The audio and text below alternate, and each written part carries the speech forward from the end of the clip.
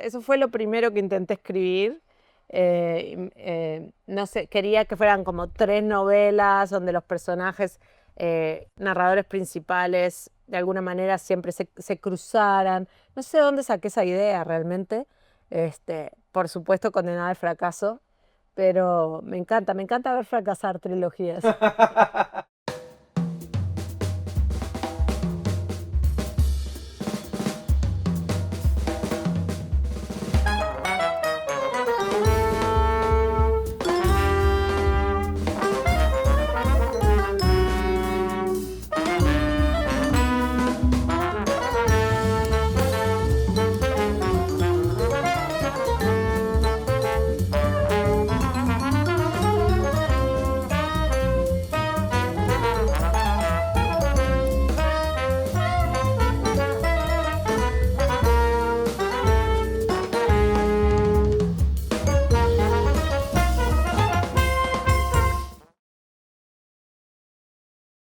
Hola, ¿qué tal? Yo soy Juan Luis Landaeta. Hoy estamos en Nueva York y punto con una invitada especial, pero además en una atmósfera fantástica porque gracias a los amigos del Instituto Cervantes, gracias y muchísimas gracias a todo el equipo, estamos además muy a gusto en el auditorio del instituto con un aire acondicionado que, dada la nueva temperatura de la primavera, se agradece especialmente.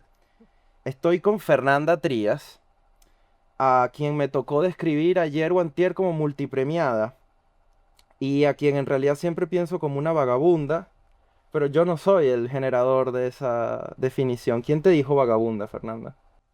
Bueno, la verdad es que quien me dijo vagabunda fue Mario Lebrero. No sé si vos sabías Sí, eso. sí. ¿Sabías?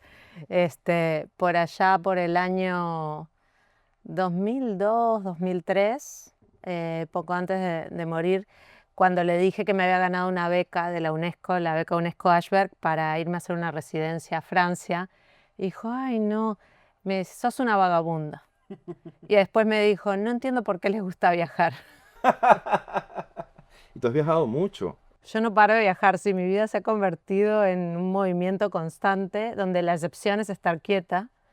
Y me acuerdo que además yo era muy cercana al hebrero y él formaba vínculos afectivos que lo estabilizaban, digamos. Y yo no era la única, tenía muchos amigos, pero muchos amigos jóvenes que le hacíamos ciertas tareas como ir a comprarle el yogur o, ¿no? O las cosas porque él cada vez salía menos de su casa, ¿no?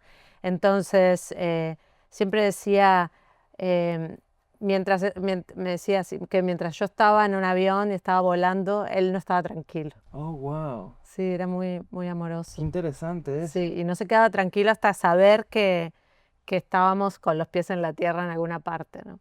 Tú nunca has tenido los pies en la tierra igual. Igual, No se puede. en ¿Para otros qué? sentidos nunca, y no es deseable. Ahorita que mencionaste lo de los viajes, estaba pensando que, bueno, creo que Mugre Rosa se escribió, una buena parte del manuscrito lo concebiste en Madrid, y eres uruguaya, y vives en Bogotá, y me parece que la novela más reciente la escribiste en Bogotá, así que ha habido sitios donde definitivamente has escrito sin que eso permee el lugar de la escritura. Sí, O sea, las ciudades no están reflejadas en la escritura, o no lo tienen que estar. sí. Bueno, no porque además yo soy muy lenta para permitir que una ciudad realmente permee mi escritura. No es una cosa que puedo hacer en un segundo, necesito digerir muy bien la ciudad, captarla muy bien, realmente habitarla y permitir que se meta debajo de la piel para poder decir, bueno, me nace escribir sobre esto, ¿no? Es un proceso de gestación realmente. Y, y bueno, ahora mi última novela que acaba de salir, que en enero la lanzamos en España, y luego y ahora en estos meses ha llegado también a América Latina. Esa novela sí es muy colombiana, está inspirada en el paisaje y en muchas cosas que tienen que ver con la experiencia colombiana, pero fíjate que llevo 10 años viviendo ahí y que necesité mínimo 5 viviendo ahí sin escribir absolutamente nada sobre que tuviera que ver sobre la experiencia, y siempre igual lo escribo de manera muy transmutada, ¿no? Pero necesité por lo menos 5 años para poder decir, bueno, hay algo de este ambiente que se ha colado en mí y por lo tanto se filtra hacia la escritura. Entonces, en general siempre ha sido así con todos mis libros. Bueno, el monte entiendo que lo veías. Es un monte que ves. El monte, sí, el monte que inspirado el Monte de las Furias, el Monte de las Furias, yo le llamo ahora, lo veía, lo tenía muy cerca de mi ventana, después me mudé y ahora donde vivo igual lo tengo muy cerca, pero estoy un poquito más lejos. Y sí, pero durante todo el tiempo de la escritura lo tenía a una calle de distancia. O sea, yo estaba en la última calle antes de que se terminara la ciudad, de ese costado, ¿no? Del costado oriental. Y, y me acuerdo que en determinado momento yo dije, de aquí no me puedo mudar hasta que no termine el borrador de la novela. Tengo que quedarme en este apartamento hasta que termine, porque además era ese plano específico, no me servía, sí, el plano de esa ventana específica, desde ese lugar, ese ambiente que yo había logrado captar desde ahí y sentía que no podía tomarlo desde otro ángulo o algo, necesitaba esa mirada. Y una vez que terminé el borrador, ahí me mudé y pude seguir trabajando el borrador ya desde otro lugar. ¿Y el monte tiene nombre? No, Es es el Monte de las Es Furias. bueno, muy bien, ahora tiene nombre, Sí. exactamente.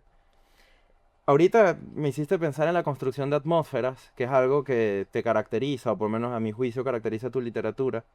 Bueno, y en Mugre Rosa fue premonitorio. Además, la atmósfera que describes, que en ese momento era una atmósfera literaria, después se convirtió, palabras más o palabras menos, en las circunstancias que vivimos durante la pandemia y la cuarentena. Pero hay una escena que asocio siempre contigo y también quisiera que me contaras un poco más de eso, un poco más de lo que ya me has contado, porque en alguna ocasión para describirte, yo no sé si fue obra tuya, pero alguien decidió citar que era relevante que habías presenciado una nevada histórica en Japón. Que eso es suficiente para escribir la biografía de alguien. O sea, uno quisiera decir, nació en y presenció una nevada histórica en Japón. Ya. ¿Qué fue de eso?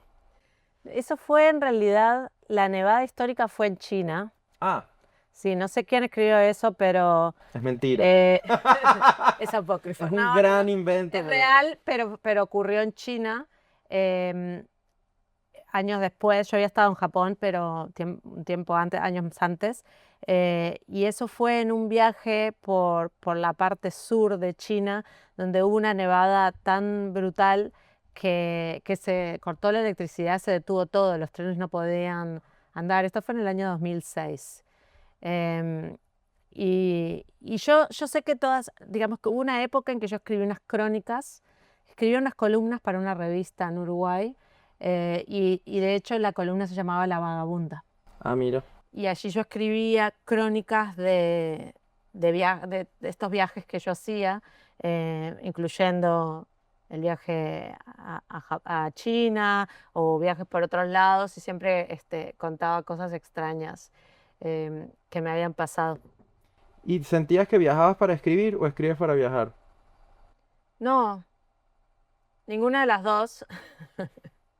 Viajaba, bueno, ahora ya viajo como por otros motivos, es extraño cómo cambia todo, pero en muchos, los primeros años, viajaba con una gran sed de ver cosas diferentes, de descubrir. Yo siempre tuve una ansias de ver mundo, tal vez creo que eso viene, bueno, primero debe venir de algo que es constitutivo, ¿no? Que soy curiosa y que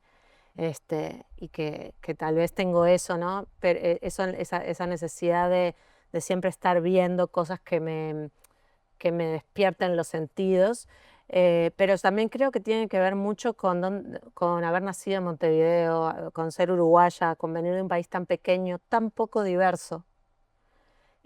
Y además que sobre todo muy gris, y eso se nota en Mugre Rosa, porque en parte yo pensaba en esa Montevideo de mi infancia, que era una Montevideo muy gris porque era una Montevideo de la dictadura. Yo nací en dictadura, e incluso muchos años post dictadura fue terrible porque las consecuencias no es que se acaban el día que se pasa la democracia. Entonces, era una la dictadura militar derribó todos los árboles, metió concreto y gris por todos lados. Era una ciudad mucho más arbolada, etcétera, pero además siempre, por supuesto, esas dictaduras como van en contra de las libertades individuales y de las expresiones artísticas, eh, también había dejado una pobreza intelectual y una pobreza artística, y entonces la ciudad se sentía muy chata. Además de que es un país plano, De por sí. de por sí, había una cosa que se sentía como una aridez y muy poca diversidad. Nosotros tenemos poca migración, inmigración, entonces tampoco se da eso que se puede dar en ciudades cosmopolitas o multiculturales. Entonces, inevitablemente una niña que nació y creció en ese contexto y que era curiosa por naturaleza, yo creo que la primera vez que vi una ciudad multicultural, que fue esta, Nueva York, eh, que ahora te cuento, fue mi primer viaje fuera de Uruguay. em, Al ver eso, al ver que eso existía, que eso podía ser, despertó unas ganas de recorrer, de viajar, de ver, y yo, digamos que siempre estaba planeando o pensando o soñando el próximo viaje y el próximo lugar, ¿no? Es que te lo preguntaba porque está empatado con lo que dijiste al principio. Es distinto viajar porque uno quiera conocer a sentir la obligación, a veces hasta laboral, de tener que generar un texto a partir del viaje. Sí. Porque te editorializa la experiencia. Digamos, desde el primer momento estás pensando sobre qué escribir y quizás no hay tiempo para eso. Dice, voy a estar ¿cuánto tiempo necesitas para escribir sobre estar en un sitio, no? Sí, bueno, eso me parece impresionante de la gente que es capaz de hacer eso. Me parece maravilloso. Yo, además de esta experiencia que te contaba de mi columna La Vagabunda, em, también después en Bogotá hay un programa de la alcaldía que se llama Bogotá Contada y que ya no sé si sigue existiendo, pero existió muchos años y que lo que hacían es invitaban a un escritor de otro país para que estuviera 10 días en Bogotá, hacía un montón de actividades, veía, bueno, trataba de conocer la ciudad, las cosas de la ciudad que más le interesaban, ¿no? Porque te podías elegir y decir más o menos lo que querías ver. Y después, al final de esos 10 días, escribías una crónica y esa crónica iba a parar un libro que se llama Bogotá Contado, donde estaban todas las crónicas de Bogotá de ese año, ¿no? Y salían unos textos muy interesantes. Yo he leído esos libritos que además eran de distribución gratuita, se distribuían por todas las bibliotecas. Y he leído, y además porque había autores increíbles invitados, realmente. Estaba, por ejemplo, fue Eve Uart, y escribió un texto hermoso sobre las palabras que fue captando en Bogotá, que tenían que ver con la manera específica de hablar de la gente, y Fabio Moravito, o sea, muchos escritores increíbles escribiendo sobre Bogotá, y yo participé, pero claro, yo ya vivía ahí hace casi un año, entonces tenía otra experiencia de la ciudad, y aún así escribí ficción. No fue una crónica, sino que fue una cosa ficcionalizada que tenía a la ciudad como telón de fondo, ¿no? Y luego una cosa que he visto que hace el Festival Centroamérica Cuenta, un festival literario muy bueno que se realiza en distintos países de Centroamérica, es que ellos invitan a algunos escritores del festival a que en esos 3 días o 4 que dura el festival escriban una crónica sobre la ciudad. Y luego se lee en la noche final, o sea que literalmente los escritores tienen 3 o 4 días para escribir la crónica. Y han salido unas cosas increíbles que me han producido verdadera admiración por ciertos escritores, porque yo decía, menos mal no me invitaron a mí, para poder digerir algo, algún aspecto de la ciudad y poder escribirlo a tal velocidad y que salga de esa tan alta calidad como algunos de los textos que oí leer. Entonces me parece muy interesante eso. Hay mucho que tiene que ver con viajes, crónicas literarias, que es bien interesante. No deja de ser una mirada muy parcial sobre la ciudad, muy fugaz, ¿no? Pero yo siento digamos que sí, yo prefiero tener la oportunidad de poder estar más en un lugar para poder entenderlo, captarlo, ¿no? ¿Cuándo viniste por primera vez a Nueva York? Ese viaje, el viaje fundacional. Wow. Sí, sí, sí. Yo lo veo de esa manera. Hace muy poquito falleció mi tío, que fue el tío que me trajo. Uy, lo siento. Y entonces lo he estado recordando en particular, el viaje fundacional, ¿no? Yo tenía 15, ya creo que había cumplido los 16, pero fue para mi cumpleaños de 15 que este tío que vivía aquí en Nueva York, en Queens, Oh, wow. Em, Tenías un tío en Queens, sí, eso sí, es sí. un personaje. Con mis primos también, bueno, mis primos habían nacido aquí. Yo nunca había subido un avión hasta esa edad. Y mi tío, como regalo de 15, le dijo a mi madre, bueno, me llevo a Fernanda y a mi hermano, que era un hermano de 6 años, no, de 8 o 10 años en ese momento, de 10 años, em, los llevo todo 3 meses a Nueva York a vivir con nosotros. Wow. Y era invierno, o sea, fue diciembre, enero y febrero. Y entonces imagínate que nosotros llegamos, nos subimos por primera vez a un avión solos con un cartelito de menores de edad. Y otro que sea viaje fundacional. Y bueno, viaje fundacional. Y llegamos a Nueva York en diciembre, que es todo lo de las luces, la Navidad. Y recuerdo que lo primero que hizo mi tío el día que llegamos fue llevarnos por la Quinta Avenida en auto, y fuimos bajando desde más o menos desde Central Park hacia abajo, pasando por el Rockefeller Center y viendo todas las luces, todos los rascacielos, viniendo de Uruguay. Eso fue impresionante, ¿no? Fue como estar en otro planeta En Nueva York. directamente. Pero luego la experiencia no fue tan, vos digas, turística de estar en Manhattan, porque estábamos allá en Queens y mucho era estar allá y relacionarse con los amigos de mis primos. Yo ya estaba aprendiendo inglés, entonces tuvo mucho que ver con practicar el inglés y tenía que ver con experiencias a veces muy cotidianas. Nevó, hicimos muñecos de nieve, cosas así, pero me abrió la cabeza de una manera que creo que sí ahí se plantó la semilla de esa futura vagabunda, ¿no? Además el lado B de la nieve, cuando se seca y ensucia. Sí. Qué interesante. No, no. Yo conozco muy pocas personas que hayan venido a estar tanto tiempo la primera vez. Sí, y en invierno, yo le agarré mucho cariño al invierno, después me fascinaba y siempre quería viajar en invierno. Em, pero entonces yo sí, digamos que había veces que yo decía, bueno, me tomaba el tren, el subte desde Queens y venía a Manhattan sola y ahí o iba a librerías, iba a Central Park.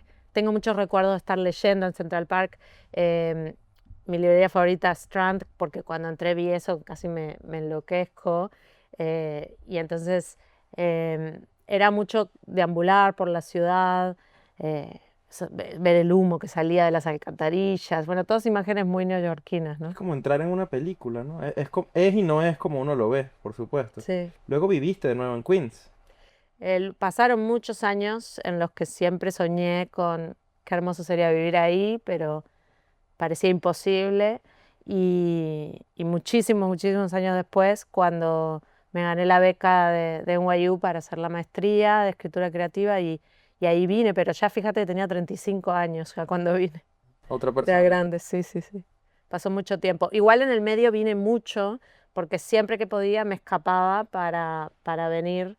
En eso se convirtieron, en la adolescencia, mi vida consistía en ver qué trabajos aislados de adolescente podía hacer para ahorrar, para venir a quedarme a la casa de mi tío. Y qué bueno que te dio la oportunidad de vivir una experiencia como más doméstica, ¿no? Porque, digamos, lo turístico no te permite detenerte en nada. Vas como fichando hitos, ¿no? Sí. Ya tal esquina, tal sitio, tal perspectiva, pero desde un punto de vista más reposado, podías ver y no ver, dependía más de ti también hasta cierto punto, ¿no? Sí, y de hecho es que a mí no me gusta hacer turismo. Hasta el día de hoy no me gusta hacer turismo. O sea, eso de solamente viajar por turismo me aburre. Casi siempre trato de encontrar una excusa para quedarme en un lugar y estar haciendo algo en el lugar, que ahí es donde me parece que lo conozco. Cuando fui a Japón, yo había empezado a estudiar japonés en Uruguay, en la Facultad de Humanidades. De un día para el otro se empezaron a ofrecer clases gratis que ofrecía la embajada. Y bueno, yo empecé a ir a las clases con una amiga. Y cuando fui a Japón, fui e hice un curso de japonés. Que cuando fui di el examen de ingreso y me volvieron a poner en cero, tuve que empezar de cero. O sea que no sirvieron de mucho esas clases que había tomado en Uruguay, pero bueno, hice un curso que iba todos los días a clase. Entonces toda la mañana iba a clase y después toda la tarde paseaba y estudiaba y hacía mis kanji, Claro. practicaba, etcétera. Y de esa manera yo ahí sí sentí que experimenté Japón, porque sentía que estaba haciendo algo y que eso me integraba y me hacía como entender más. Y siempre he tratado de encontrar una excusa para que me haga sentir que tengo algo para hacer en esa ciudad, ¿no? Y formo una rutina, y esa rutina me da la fantasía de que estoy viviendo ahí. Hiciste pensar en Temperec, ¿no? La tentativa de agotar un café parisino. Es como la misma perspectiva, sucesivamente genera otra cosa, ¿no? Sí, creo que a los escritores nos gusta la rutina. Tal vez alguno me desmienta, que sería la excepción que confirmaría mi sentencia, pero quiero decir, hay algo en la rutina que te permite esa tentativa de agotar algo que al final no es inagotable, pero en esa repetición creo que vas encontrando algo. Bueno, y hay otra cosa que no sé si la compartes conmigo, que es que lo otro fastidioso del turismo es que te digan qué hacer, ¿no? Es como una operación externa. Tienes que ir y no puedes perderte. Si me dicen no me lo puedo perder, ya sé que me lo voy a perder. Claro, Probablemente no sea totalmente. algo en lo que yo... Sí, sí, sí. De hecho, yo cuando escribí La Ciudad Invencible, que la escribí acá en Nueva York, en el año 2012, cuando estaba viviendo acá, es una novela crónica, autoficción, es una mezcla de cosas em, sobre la ciudad de Buenos Aires. Y cuando voy a escribir la Ciudad Invencible, que en principio partía como una crónica y que yo finalmente la autoficcionalicé, me di cuenta que no había ido al 80% de los lugares icónicos y turísticos de Buenos Aires, y que entonces sentía prácticamente que no tenía derecho a escribir esa crónica. Pero luego dije, no, escribamos la anticrónica del lado B de Buenos Aires, que es alguien que pudo vivir ahí 2 años sin ir a los lugares turísticos. Sí. Eso a mí acaba de transmitir algo que lo hace pensar uno también cuando alguien te habla de un pariente que tú no conociste tanto y sientes que es menos pariente tuyo por no saber eso que esa persona sí sabe. Como, ¿cómo es posible que hayas vivido en Buenos Aires y no hayas conocido A, B, C? Entonces es como que te deslegitima del tiempo que estuviste ahí, ¿no? Es una experiencia distinta, ¿no? Sí. A veces uno tiene las cosas enfrente y no las ve. Sobre todo con las postales. O sea, en esta ciudad que como que todo es una postal, ¿no? Como que hay que penetrar esa barrera y ese espacio. Mm. Fer, ¿y cuando viniste por primera vez ya escribías? ¿Ya estabas...? Cuando vine a los 16 años, 15 años, no escribía todavía, pero leía. Entonces yo tengo como un recuerdo, porque para mí Nueva York sigue siendo una ciudad que en mi mito personal es una ciudad donde, digamos, que yo la asocio mucho con la escritura, con el ser escritora, porque yo tengo esos recuerdos de sentarme en una roca del Central Park y estar horas sentada en la roca leyendo, ¿no? Y sintiendo y teniendo ideas y pensando. O sea, es una ciudad que siempre estuvo asociada a lo creativo en mí. Por más que todavía no escribiera propiamente dicho, como decir, escribo porque estoy escribiendo un cuento o estoy escribiendo un libro. Podría estar escribiendo cosas sueltas que no eran nada y que no pretendían serlo y que tampoco eran un diario, eh, pero digamos, la escritura estaba ahí, la lectura estaba ahí, y es una ciudad que para mí entonces sigue siendo parte de mi mito literario, ¿no? ¿Recuerdas lecturas de esa época? Me gustaba leer, por ejemplo, bueno, libros que tenían que ser, que los leía en inglés, pero que tenían que tener una escritura un poco sencilla para yo poder leerlos en inglés, pero me acuerdo que me gustaba mucho leer a Jack Kerouac y los Beatniks, Claro, y claro. sí, eso me hacía como sentir, bueno, on the road, y hay que viajar, hay que moverse, hay que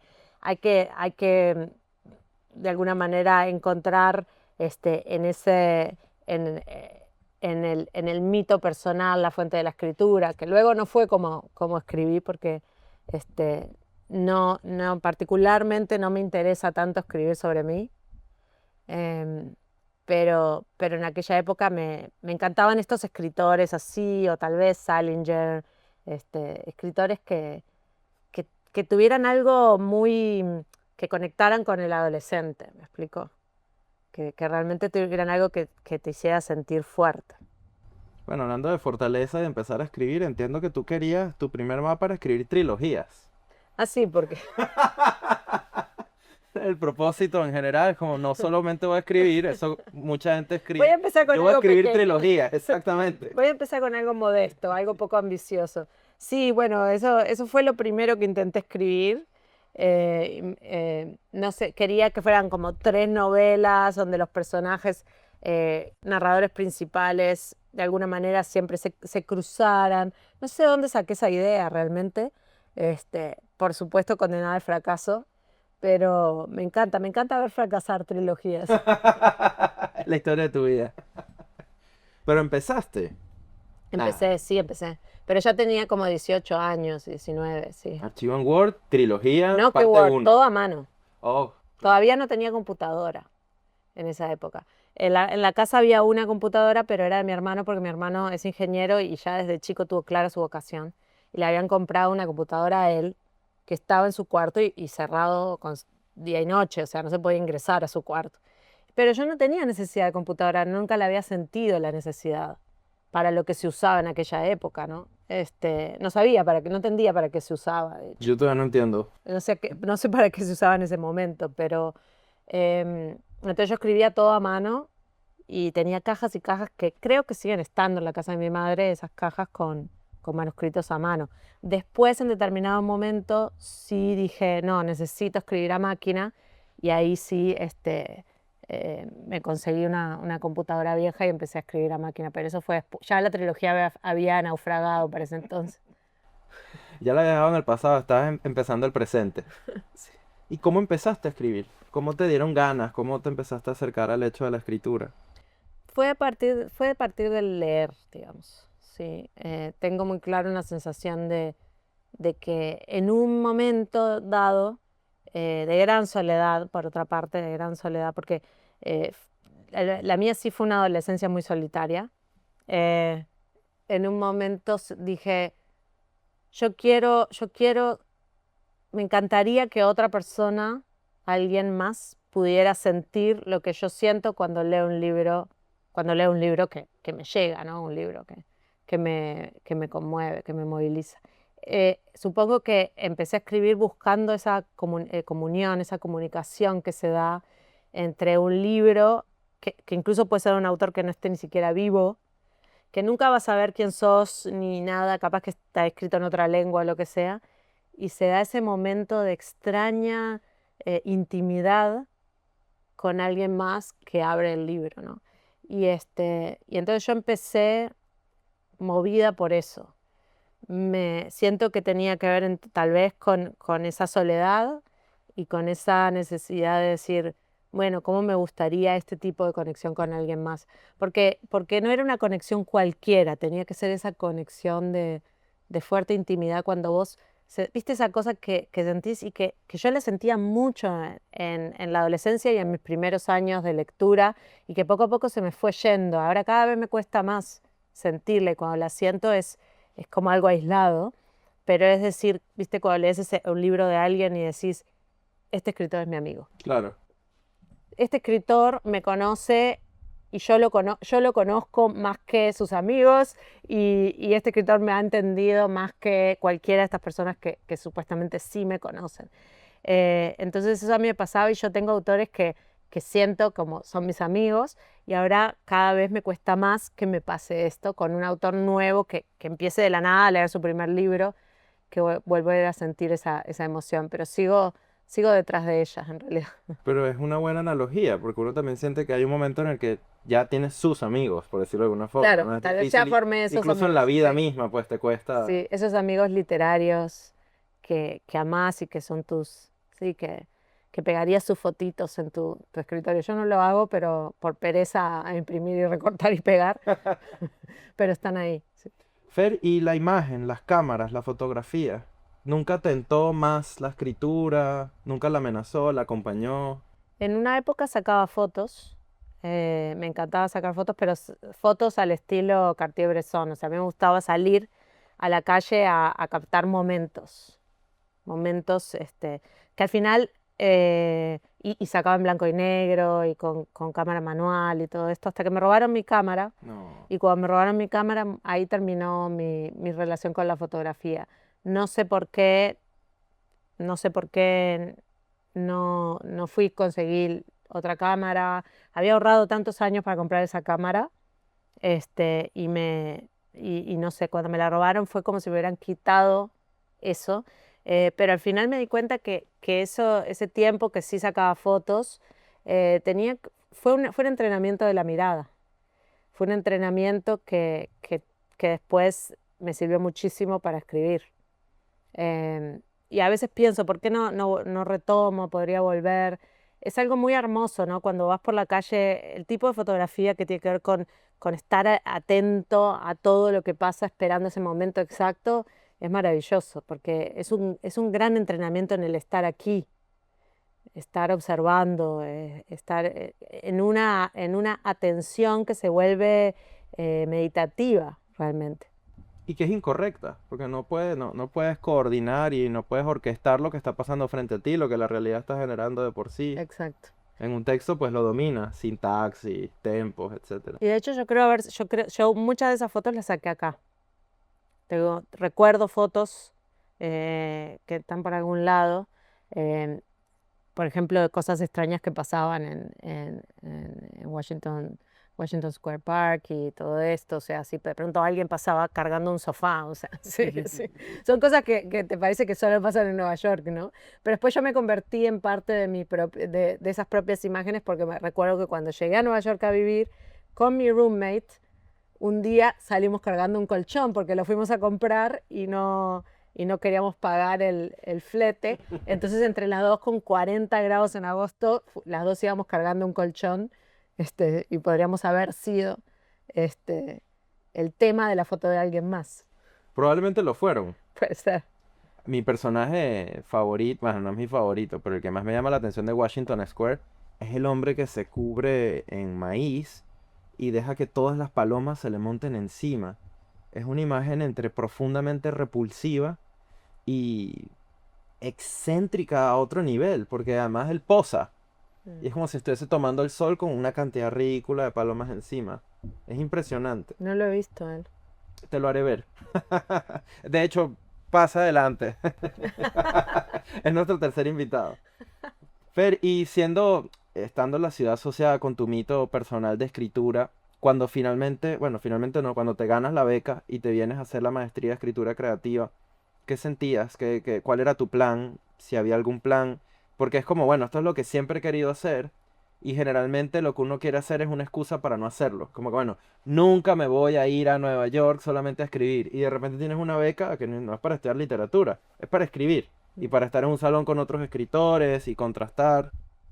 Yo quería escribir porque venía de unos años de vivir en Buenos Aires y antes en Europa, donde la escritura había sido difícil.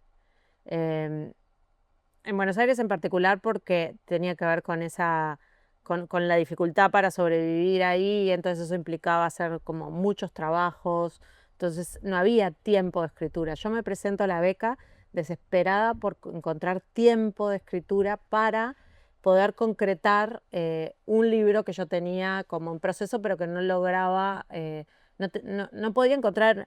No te digo ya solo el tiempo real para escribirlo, para trabajar los cuentos, sino tiempo mental. Y ese era el libro No soñar a flores, que yo tenía esbozados los cuentos, escritos por pedazos. Entonces yo venía muy determinada a que era muy importante no desperdiciar ese tiempo de escritura que me había ganado con la beca. Luego, por supuesto, fue diferente, pude hacerlo. Terminé ese libro y también escribí La ciudad invencible, o sea que fue un poco más fructífero de lo que me imaginaba. Pero luego también la maestría me llevó por otros lados a pensar otras cosas, etcétera, y terminó siendo más, toda la experiencia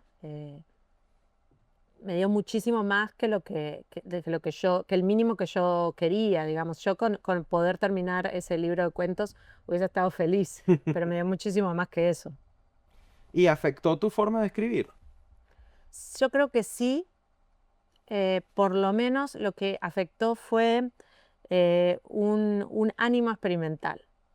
Me parece que que no solo la maestría, sino también la ciudad me ayudó a eso, ¿no? La sensación de apertura y de libertad que yo sentía viviendo acá. Y también la maestría es una maestría que impulsaba mucho esa libertad. No es para nada prescriptiva, ni te están enseñando géneros, ni nada específico, sino que, vos lo sabés, este, hay mucho espacio para crear como te parezca.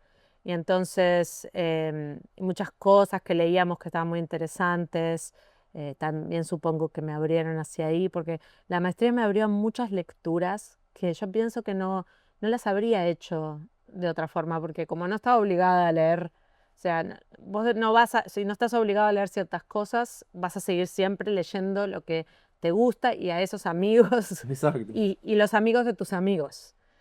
Esto te obligaba a salirte de ahí y a leer otras cosas y eso me ayudó a descubrir este, otras poéticas y propuestas muy interesantes, ¿no?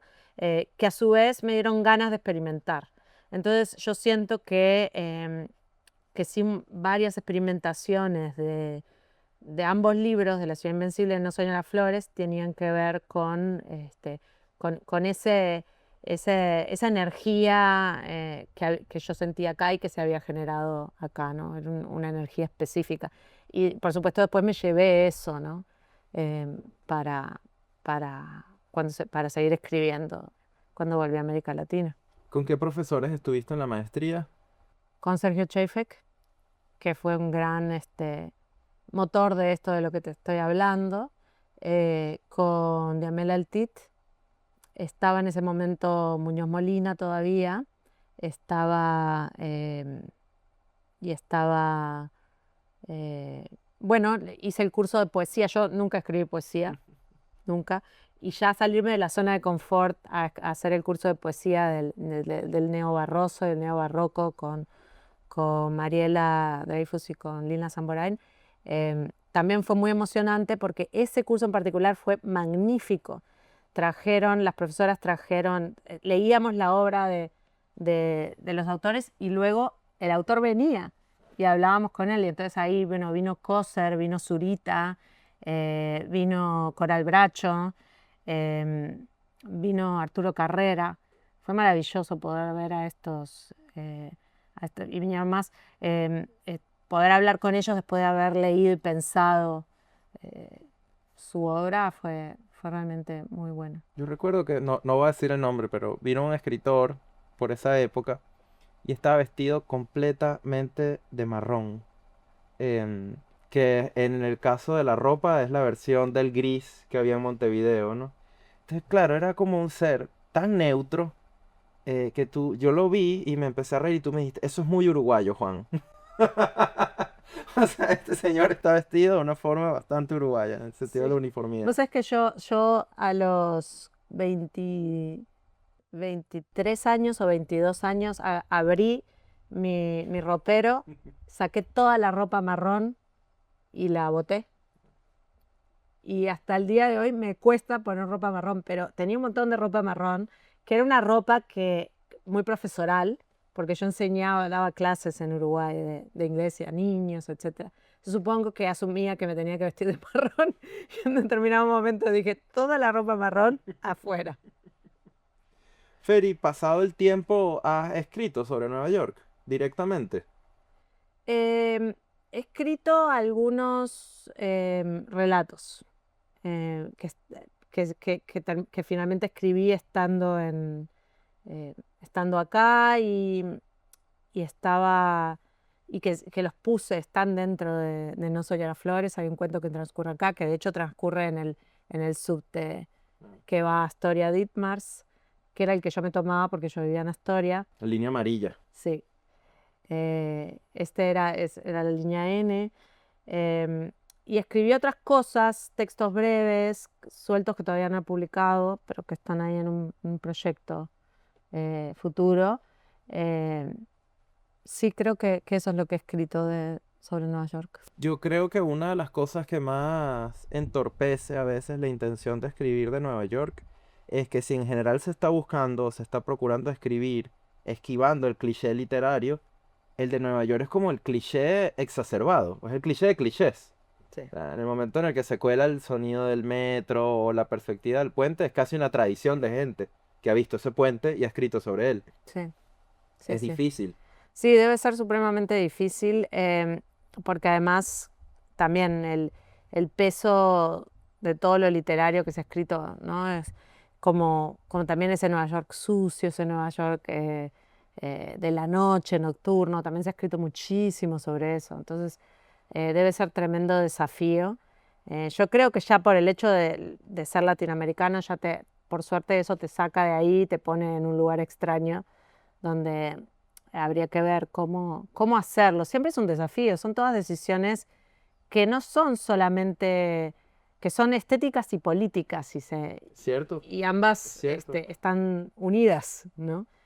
¿Cómo vas a narrar Nueva York? ¿Cómo vas a narrar la ciudad? Pues son todas preguntas que yo podría haber escrito tal vez sobre Nueva York, pero como estaba escribiendo sobre Buenos Aires, que también es una ciudad supremamente literaria y llena de clichés. Es como escribir sobre París, o sea, París, Sí. Buenos Aires y Nueva York. Probablemente no hay tres ciudades más ya visitadas en la literatura que esas tres. Incluso es una cosa estética. Con la fotografía pasa lo mismo, ¿no? ¿Cuántas fotos puedes tomar de la Torre Eiffel? Ya se tomaron las fotos de Ciudad Tomar la Mm, Torre. Ahora tiene que total. pasar otra cosa.